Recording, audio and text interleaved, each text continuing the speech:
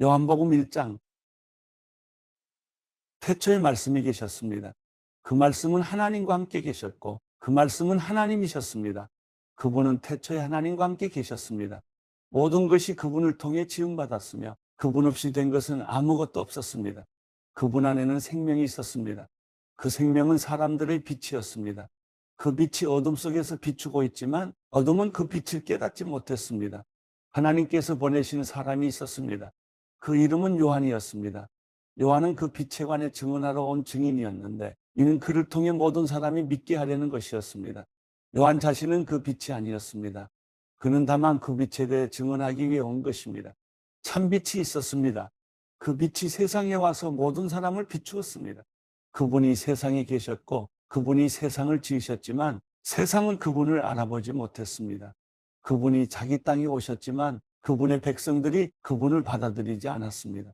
그러나 그분을 영접한 사람들, 곧 그분의 이름을 믿는 사람들에게는 하나님의 자녀가 될 권세를 주셨습니다. 이 사람들이 하나님의 자녀로 태어난 것은 혈통이나 육정이나 사람의 뜻으로 된 것이 아니라 하나님의 뜻으로 된 것입니다. 그 말씀이 육신이 되어 우리 가운데 계셨기에 우리는 그분의 영광을 보았습니다. 그것은 은혜와 진리가 충만한 아버지의 독생자의 영광이었습니다. 요한은 그분에 대해 증언해 외쳤습니다. 내가 전에 내 뒤에 오시는 그분이 나보다 앞선 것은 나보다 먼저 계셨기 때문이다라고 말했는데 그분이 바로 이분이시다. 그분의 충만함으로부터 우리 모두는 분에 넘치는 은혜를 받았습니다. 율법은 모세를 통해 주셨지만 은혜와 진리는 예수 그리스도를 통해 왔습니다. 지금까지 아무도 하나님을 본 사람이 없었습니다. 그러나 아버지 품에 계시는 독생자께서 하나님을 알려주셨습니다. 예루살렘의 유대 사람들이 제사장들과 레위 지파 사람들을 보내 당신은 누구시오라고 요한의 정체를 물었을 때 요한이 한 증언은 이렇습니다. 그는 거절하지 않고 고백했습니다. 나는 그리스도가 아니요.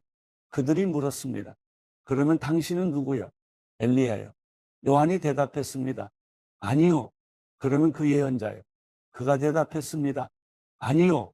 그러자 그들이 말했습니다. 그러면 도대체 당신은 누구요? 우리를 보낸 사람들에게 가서 대답할 말을 좀 해주시오. 당신은 자신을 누구라고 생각하고? 요한은 예언자 이사야의 말로 대답했습니다. 나는 주를 위해 길을 곱게 하라고 광야에서 외치는 사람의 소리예요. 보냄을 받은 유대 사람들 중에는 바리새파 사람들이 보낸 이들이 있었습니다. 그들이 요한에게 질문했습니다. 당신이 그리스도도 아니고 엘리야도 아니고 그 예언자도 아니라면 어째서 세례를 주시오? 요한이 대답했습니다. 나는 물론 세례를 주지만 여러분 가운데 여러분이 알지 못하는 한 분이 서 계시오. 그분은 내 뒤에 오시는 분인데 나는 그분의 신발끈을 풀 자격도 없어. 이 일은 요한이 세례를 주던 곳 요단강 건너편 베다니에서 있었던 일입니다. 다음 날 요한은 예수께서 자기에게 다가오시는 것을 보고 말했습니다. 보시오, 세상 죄를 지고 가시는 하나님의 어린 양이십니다.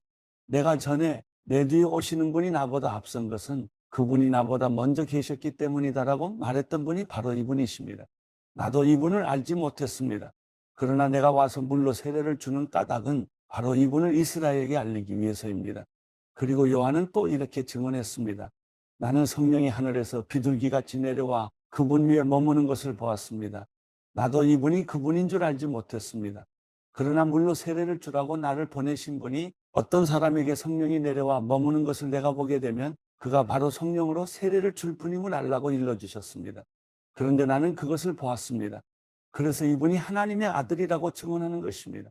다음 날 요한은 자기도 제자와 함께 다시 그곳에 서 있다가 예수께서 지나가시는 것을 보고 말했습니다. 보라, 하나님의 어린 양이시다. 그 말을 듣고 요한의 두 제자가 예수를 따라갔습니다. 예수께서 뒤를 돌아 그들이 따라오는 것을 보고 물으셨습니다. 무엇을 원하느냐? 그들이 말했습니다. 랍비요, 어디에 머물고 계십니까? 랍비는 선생이라는 뜻입니다. 예수께서 대답하셨습니다. 와서 보라. 그래서 두 제자는 가서 그분이 계시는 곳을 보고 그날 그분과 함께 지냈습니다. 때는 오후 4시쯤이었습니다.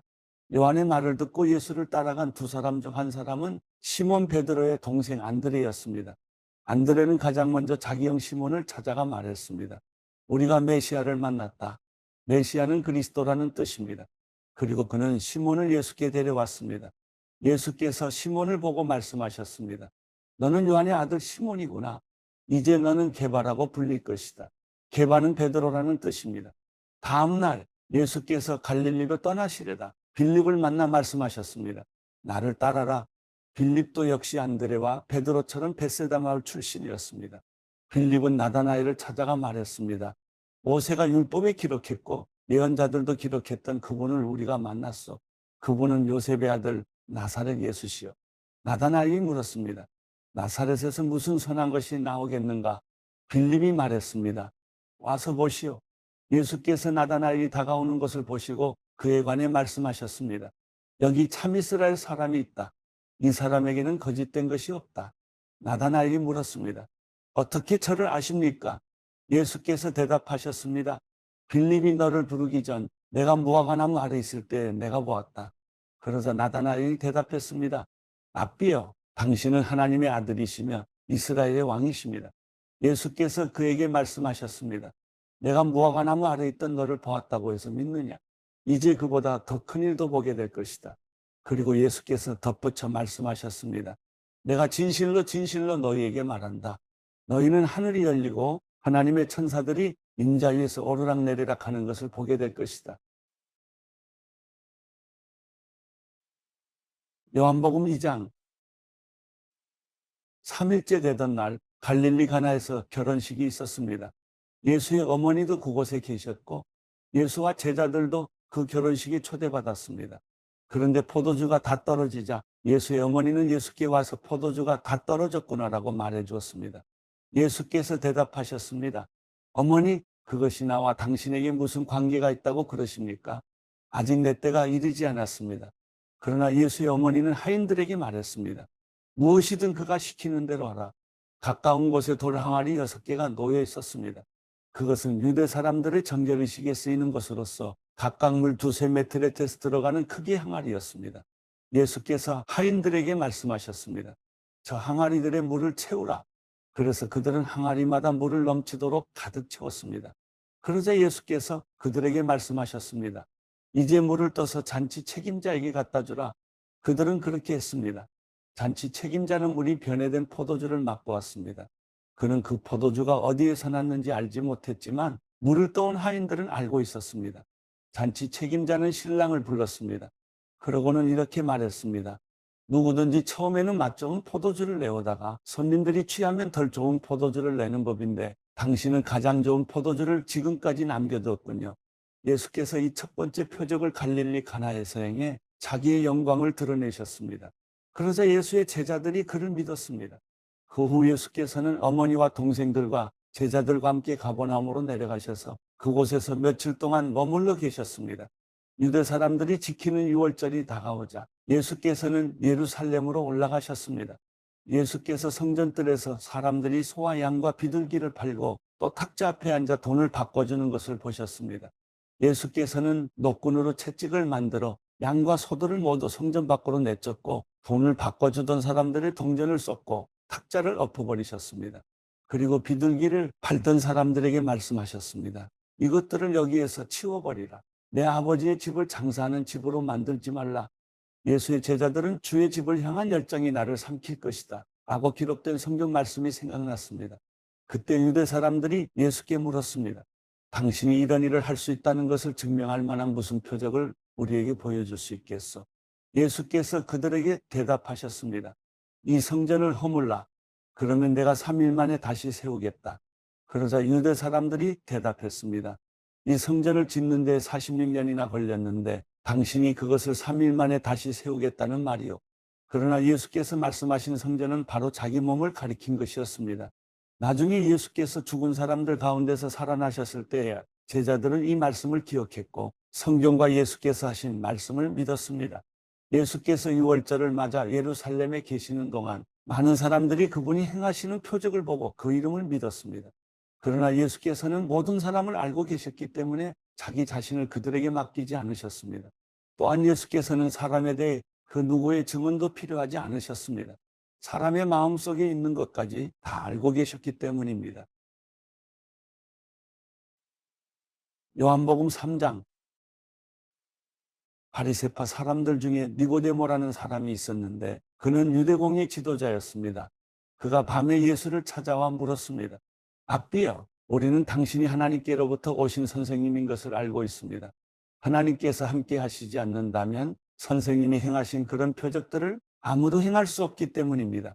예수께서 그에게 이렇게 말씀하셨습니다. 내가 진실로 진실로 내게 말한다. 누구든지 다시 태어나지 않으면 하나님 나라를 볼 수 없다. 니고데모가 예수께 물었습니다. 나이가 들어 늙은 사람이 어떻게 다시 태어나겠습니까? 태어나려고 어머니의 뱃속으로 다시 들어갈 수 없지 않습니까? 예수께서 대답하셨습니다. 내가 진실로 진실로 내게 말한다. 누구든지 물과 성령으로 태어나지 않으면 하나님 나라에 들어갈 수 없다. 육체에서 난 것은 육체이고 성령으로 난 것은 영이다. 다시 태어나야 한다라고 말한 것을 너희는 이상히 여기지 말라. 바람은 불고 싶은 대로 분다. 너는 그 소리를 듣지만 바람이 어디서 오는지 어디로 가는지 알지 못한다. 성령으로 태어난 사람도 모두 이와 같다. 니고데모가 예수께 물었습니다. 어떻게 이런 일이 있을 수 있습니까?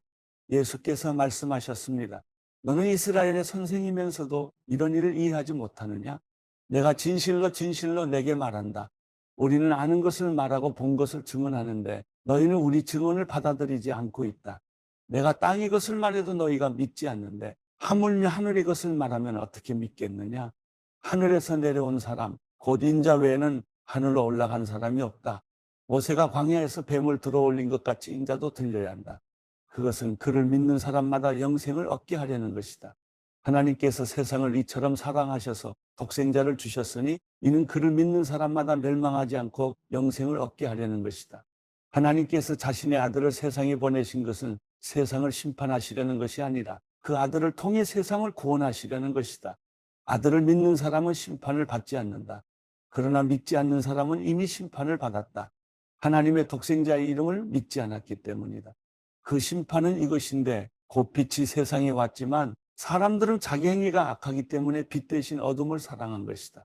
악을 행하는 사람마다 빛을 미워하고 자기 행위가 드러날까 두려워해 빛으로 나오지 않는다. 그러나 진리를 따라 사는 사람은 빛으로 나온다. 그것은 자기의 행위가 하나님 안에서 이루어졌음을 나타내려는 것이다. 그 후 예수께서 제자들과 함께 유대 지방으로 가셔서 거기서 얼마 동안 제자들과 함께 머무르시며 세례를 주셨습니다. 요한도 살렘 가까이 있는 에논에서 세례를 주고 있었습니다. 그곳에는 물이 많았기 때문입니다. 사람들이 나와 세례를 받았습니다. 이때는 요한이 아직 감옥에 갇히기 전이었습니다. 요한의 제자들 중 몇 사람과 어떤 유대 사람 사이에 정결의식과 관련의 논쟁이 붙었습니다. 요한의 제자들이 요한에게 와서 말했습니다. 랍비여, 전에 요단강 건너편에서 선생님과 함께 계시던 분, 선생님이 증언하셨던 그분이 지금 세례를 주고 있는데 사람들이 다 그분께로 가고 있습니다. 이 말에 요한이 대답했습니다. 하늘에서 주시지 않으면 사람은 아무것도 받을 수 없다. 내가 전에 나는 그리스도가 아니고 그분보다 앞서 번영을 받은 사람이다라고 한 말을 증언할 사람들은 바로 너희다. 신부를 얻는 자는 신랑이다. 그러나 신랑의 친구는 신랑을 기다렸다가 신랑의 음성을 들으면 그 음성으로 인해 매우 기뻐한다. 나는 이런 기쁨으로 충만하다. 그분은 흥해야 하고 나는 쇠해야 한다. 위에서 오시는 그분은 모든 것 위에 계시는 분이시다. 땅에서 난 사람은 땅에 속해 땅이 것을 말한다. 그러나 하늘에서 오시는 그분은 모든 것 위에 계신다. 그분은 보고 들은 것을 증언하신다. 그러나 아무도 그 증언을 받아들이지 않는다. 그분의 증언을 받아들인 사람은 하나님이 참되신 분임을 인정하는 것이다. 하나님께서 보내신 그분은 하나님의 말씀을 전하신다. 그것은 하나님께서 그분에게 성령을 한없이 주셨기 때문이다. 아버지께서는 아들을 사랑하셔서 모든 것을 아들의 손안에 맡기셨다. 아들을 믿는 사람에게는 영생이 있다. 그러나 아들에게 순종하지 않는 사람은 생명을 보지 못하고 도리어 하나님의 진노를 받게 된다.